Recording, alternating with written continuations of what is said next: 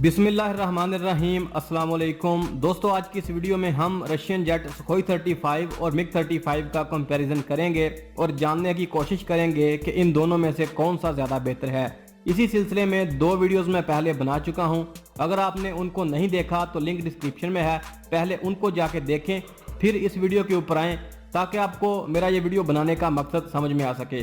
तो हमेशा की तरह वीडियो शुरू करने से पहले मेरी आप सबसे ये रिक्वेस्ट है कि मेरे इस चैनल को सब्सक्राइब कर लें और साथ में बेल के आइकन को भी प्रेस कर लें ताकि आपका और मेरा राब्ता बहाल रहे।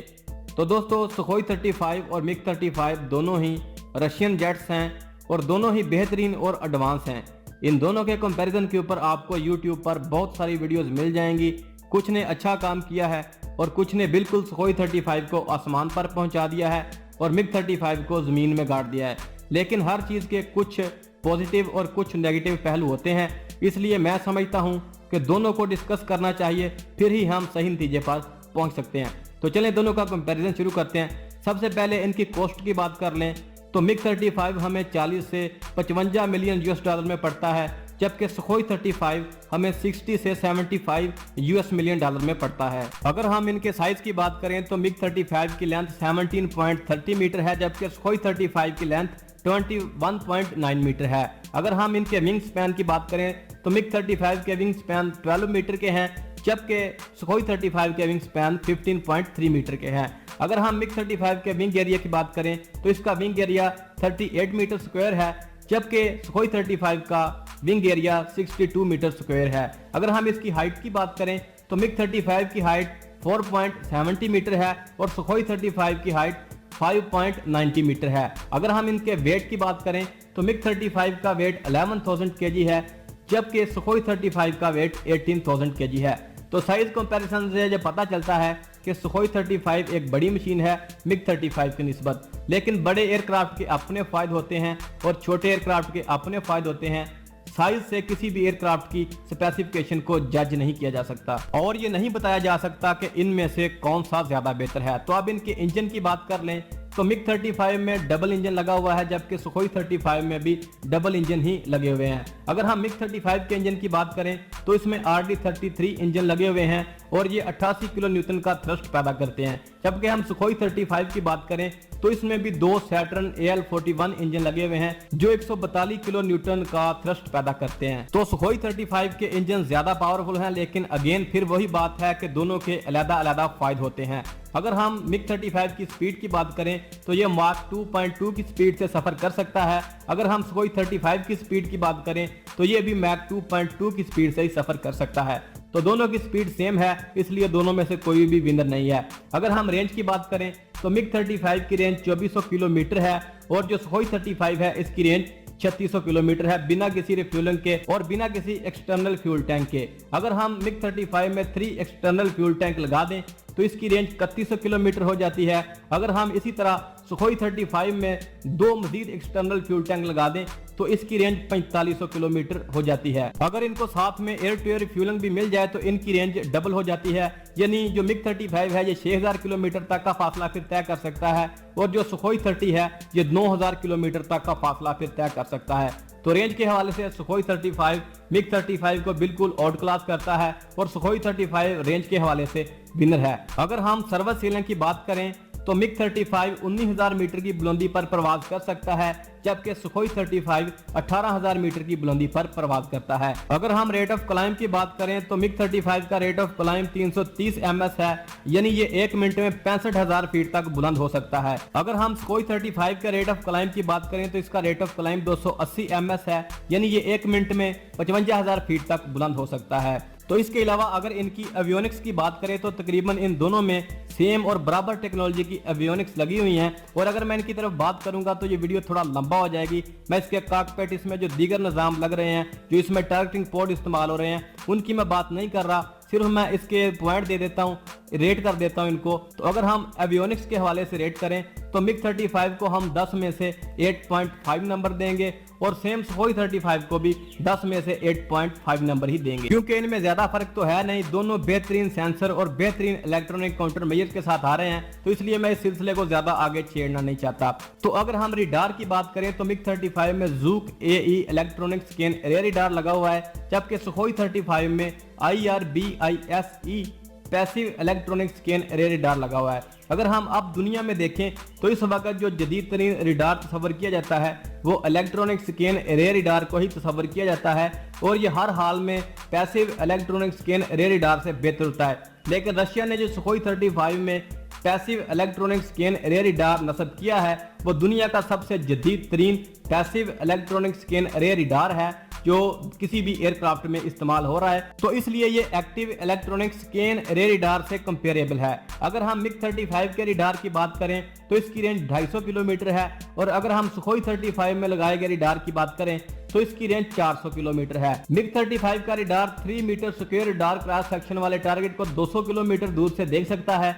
जबकि सुखोई 35 का radar 3 metre square radar cross section वाले टारगेट को 400 किलोमीटर दूर से ही देख सकता है। मिग 35 का रिडार 30 टारगेट को ट्रैक कर सकता है, जबकि इनमें से 8 को एंगेज कर सकता है अगर ये एरियल टारगेट हो तो, अगर ये जमीनी हो तो सिर्फ 4 को। कुछ माहिरीन का यह भी कहना है कि ये 60 टारगेट को ट्रैक कर सकता है, जबकि सुखोई 35 का रिडार 30 टारगेट को ट्रैक कर सकता है और ये भी 8 को एंगेज कर सकता है अगर ये एरियल टारगेट हो तो, अगर ये जमीनी हो तो फिर ये भी सिर्फ 4 को ही एंगेज कर सकता है। अगर हम मैन्यूवरेबिलिटी के हवाले से रेट करें तो हम मिग 35 को 10 में से 9.6 नंबर देंगे, जबकि सुखोई 35 को 10 में से 9.9 देंगे, क्योंकि सुखोई 35 जैसी मैन्यूवरेबिलिटी किसी और एयरक्राफ्ट में नहीं है। अगर हम इन दोनों एयरक्राफ्ट की वेपन की तरफ आए तो मिग 35 में 9 हार्ड पॉइंट्स हैं, जबकि सुखोई 35 में 12 हार्ड पॉइंट्स हैं। जो main air to air missile दोनों एयरक्राफ्ट में लगते हैं, मिग 35 में R77 और R77-3 लगते हैं, जबकि सेम सुखोई 35 में भी R77 और R73 ही लगते हैं।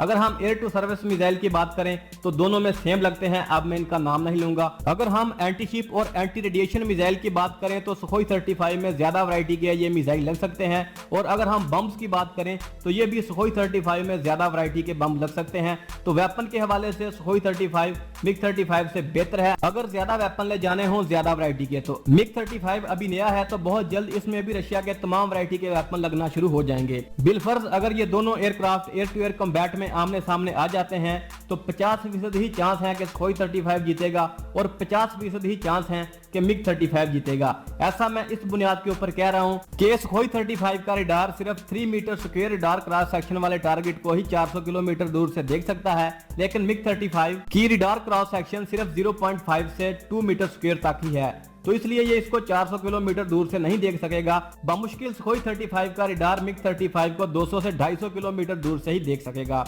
और सेम इतनी रेंज से ही मिग 35 सुखोई 35 को देख सकता है।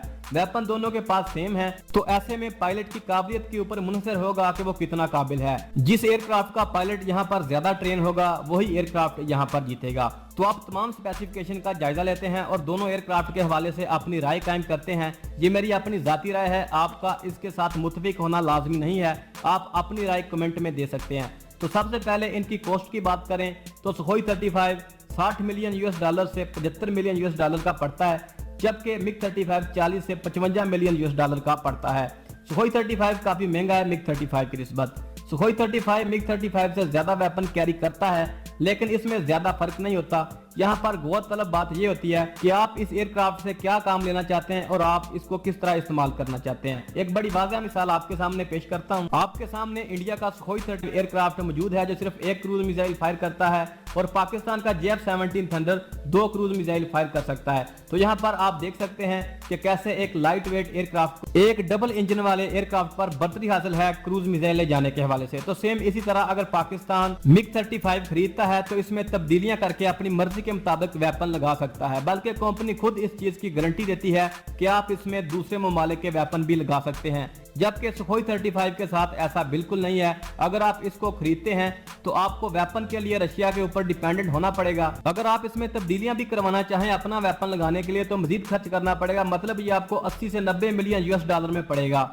बल्कि इससे भी ज्यादा। तो एक 4+ जनरेशन का जहाज इतने में खरीदने से बेहतर नहीं कि आप चाइना से J-20 ले लें। दूसरी बात, बेशक ये कुछ मामलात में मिग 35 से बेहतर है, लेकिन इसकी प्राइस भी उतनी ज्यादा है। इसकी मेंटेनेंस के ऊपर बहुत ज्यादा खर्चा आता है, इसकी ओवरहॉलिंग बहुत महंगी है, यानी अगर आप इसको खरीदते हैं तो खर्चा ही खर्चा आपके सर के ऊपर है। और पाकिस्तान एयरफोर्स जो प्रोजेक्ट अज़म के ऊपर काम कर रही है इतना पैसा अफोर्ड नहीं कर सकती। एक और छोटी सी बात आपको बताता हूं, अगर हम सुखोई 35 को 1 घंटा उड़ाते हैं तो हमें 36,000 यूएस डॉलर में पड़ता है, यानी 50,86,440 पाकिस्तानी रुपीस में। जबकि हम मिग 35 को 1 घंटा उड़ाते हैं तो ये हमें 15,600 यूएस डॉलर में पड़ता है, जो पाकिस्तान के 22,04,124 रुपए बनते हैं, यानी सुखोई 35 के आधे से भी कम में। तो हमारी इकोनॉमी तो इतनी स्ट्रॉन्ग है नहीं, तो हम इतना खर्चा कैसे अफोर्ड कर सकते हैं। इसलिए मैं समझता हूं कि हमारे लिए सुखोई 35 से बेहतर मिग 35 रहेगा। सुखोई 35 भी बहुत बेहतर एयरक्राफ्ट है, लेकिन इसके लिए बहुत सारे पैसे चाहिए। अगर सारे पैसे हमने इधर लगा दिए तो हमारा प्रोजेक्ट अज़म का ख्वाब अधूरा ही रह जाएगा। हो सकता है कि हमें प्रोजेक्ट अज़म को बंद करना पड़े। तो यकीनन हमारी एयरफोर्स प्रोजेक्ट अज़म को कभी भी बंद नहीं करना चाहेगी, क्योंकि ये हमारा पहला 5th जनरेशन का एयरक्राफ्ट होने वाला है। और साथ में हम J-17 थंडर ब्लॉक 3 की प्रोडक्शन शुरू कर रहे हैं, तो यकीनन हम इतने महंगे जहाज के लिए नहीं जाएंगे। बाकी मुझे मिग 35 कहीं पर भी कम नहीं लगता, सिर्फ इसकी रेंज के हवाले से थोड़ा मसला है, वो भी एक्सटर्नल फ्यूल टैंक्स और एयर टू एयर रिफ्यूलिंग से हल हो जाता है। लेकिन ये रेंज के हवाले से मुझे दूर दूर तक सुखोई 35 से कम्पीट करता नजर नहीं आता। बाकी मेरे ख्याल से मौजूदा सूरत हाल में अगर पाकिस्तान रशिया से कोई एयरक्राफ्ट खरीदता है तो वो मिग 35 ही होगा।